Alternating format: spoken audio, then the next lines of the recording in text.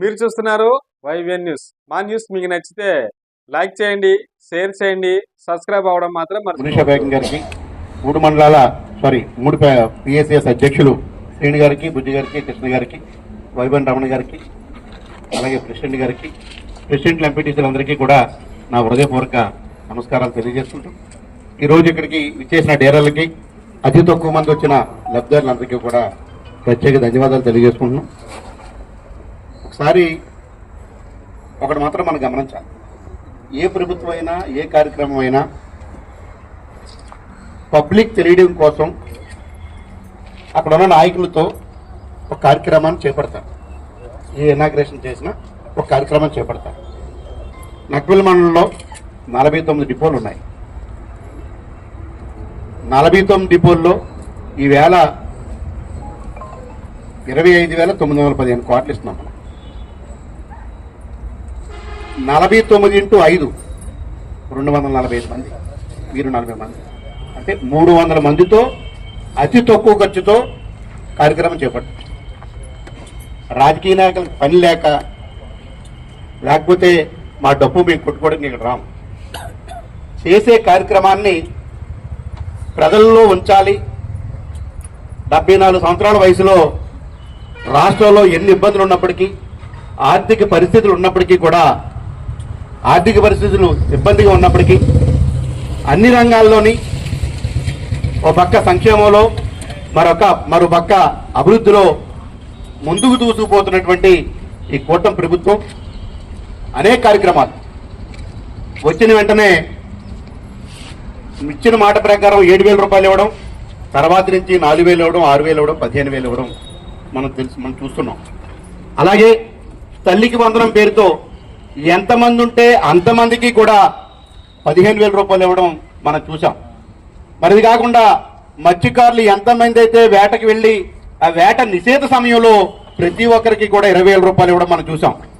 మరి అలాగే free bus మహిళలందరికీ ఇచ్చిన మాట ప్రకారం ఎంత ఖర్చు అయినప్పటికీ కూడా ప్రతి ఒక్కరిని మహిళని కూడా ఒక తల్లిలా చూడాలి, ఒక తల్లిలా భావించాలి, మహిళకి న్యాయం జరగాలనే ఆలోచనతో, మహిళలు కష్టపడకూడదనే ఆలోచనతో మరి ఫ్రీ బస్ ఇవ్వడం జరిగింది. మరి అలాగే ప్రతి సంవత్సరానికి 3 గ్యాస్ బండ్లు ఇవ్వడం, ఫ్రీ గ్యాస్ బండ్లు ఇవ్వడం చూస్తున్నాం. అలాగే అనేక కార్యక్రమాలు రాబోయే కాలంలో అనేక కార్యక్రమాలు ఇంకా చేయవలసింది చేస్తూనే ఉన్నాం. రాబోయే కాలంలో ఎవరైతే ఇల్లు లేని నిరుపేదలు ఉన్నారో వాళ్ళందరికీ కూడా 3 సెంట్లు స్థలం ఇచ్చి వాళ్ళకి 4 లక్షల రూపాయలతో ఇల్లు కట్టే బాధ్యత కూడా ఈ కూటమి ప్రభుత్వం తీసుకుంటుంది. ఇంత ఆలోచన చేస్తున్న ప్రభుత్వం ప్రతి కార్యక్రమాన్ని ప్రజల్లోకి తీసుకెళ్లాలి, అక్కడున్న నాయకత్వం ద్వారా తీసుకెళ్లాలనే ఆలోచన ప్రభుత్వానికి ఉంటుంది. మరి ఈరోజు ఇన్ని కార్యక్రమాలు చెప్పుకోవడం కోసం ఇప్పుడు గతంలో డీలర్లు చాలా ఇబ్బంది పడ్డారు. 5 సంవత్సరాలు ఎంత ఇబ్బంది పడ్డారో మీకు తెలుసు. ఇంకా ఇబ్బంది పడుతున్న కొంతమందికి ఆ వాసన పోవడం లేదు. ఆ వాసన పోయే కార్యక్రమం జరగాలి.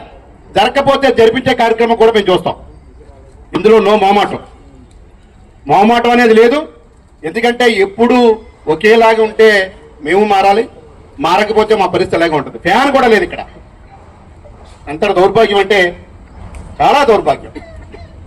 మీ అందరూ చూశారు, లాస్ట్ టైము డీలర్లను పక్కన పెట్టి వాలంటీర్ల ద్వారా మీ ఇంటికి, ప్రతి ఇంటికి మేము రేషన్ ఇంటికి తెచ్చిస్తామని చెప్పి మాయ మాటలు చెప్పి, మరి ఈవేళ ఒక వీధిలో ఒక దగ్గర పెట్టి మీరు మొత్తం ఈవేళ రాకపోతే మళ్ళీ నెలంతా రాదు, నెలంతా రాకపోతే వచ్చే నెల మీకు రేషన్ రాదు, మీరు వచ్చి ఇక్కడ తీసుకుంటే లేకపోతే పొండి అని చెప్పి కీ అని చెప్పి ఆడ తీసుకొస్తున్న సందర్భం మీకు తెలుసు.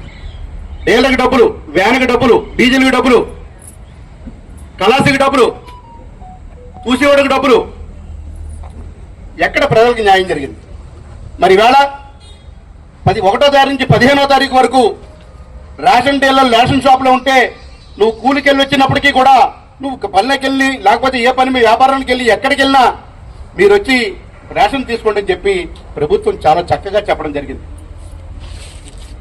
డీలర్లకు అన్యాయం జరుగుతుంది. డీలర్లు ఎప్పటి నుంచో డీలర్లుగా పనిచేస్తారు, వాళ్ళకి ఇబ్బంది కలుగుతుంది. మరి ఇబ్బంది లేకుండా డీలర్ని చూసుకోవాలి, వీళ్ళకి న్యాయం చేయాలని ఆ రోజు ప్రభుత్వం ఆలోచించి ఎలక్షన్ ముందు మీకు ఏదైతే మాట ఇచ్చిందో ఆ మాట ప్రకారం ఈవేళ మాట నిలబడుతున్న ప్రభుత్వం ఏదైనా ఉందంటే అది కూటమి ప్రభుత్వం. సర్వ వ్యవస్థలు సర్వనాశనం అయ్యాయి. కూలోడి దగ్గర నుంచి కలెక్టర్ వరకు అందరూ ఇబ్బంది పడ్డారు. అయినా కొంతమందిలో మార్పు రావడం లేదు. మార్పు రావాలి. ఇప్పుడు స్మార్ట్ కార్డ్స్ ఇచ్చారు. ఎందుకు ఇచ్చారు?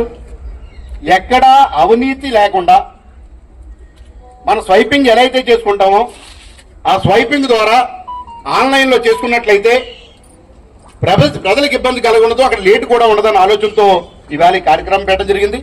అలాగే రాబోయే కాలంలో ప్రతి కార్యక్రమాన్ని కూడా బొమ్మలు లేకుండా తినే అచ్చిమే బొమ్మ, పిల్లలకిచ్చే అచ్చిమే బొమ్మ, మన భూమిలో రాయమే బొమ్మ, కాటిమే బొమ్మ, రేషన్ కాటిమే బొమ్మ, ఈ బొమ్మలు లేకుండా కేవలం ప్రభుత్వ ఏ పార్టీది లేకుండా ప్రభుత్వ ఆంబలంతో ఒక కార్డు మీకు ఇవ్వడం జరుగుతుంది. అలాగే రాబోయే కాలంలో అన్ని రంగాల్లోని కూడా ఒక కార్డును తయారు చేయడం. రిజిస్టర్ ఆఫీస్కి వెళ్ళండి, రాబోయే కాలంలో ఇంకో కార్డు రాకపోతుంది. రిజిస్టర్ ఆఫీస్కి వెళ్తే నువ్వు డాక్యుమెంట్ పెట్టక్కర్లేదు.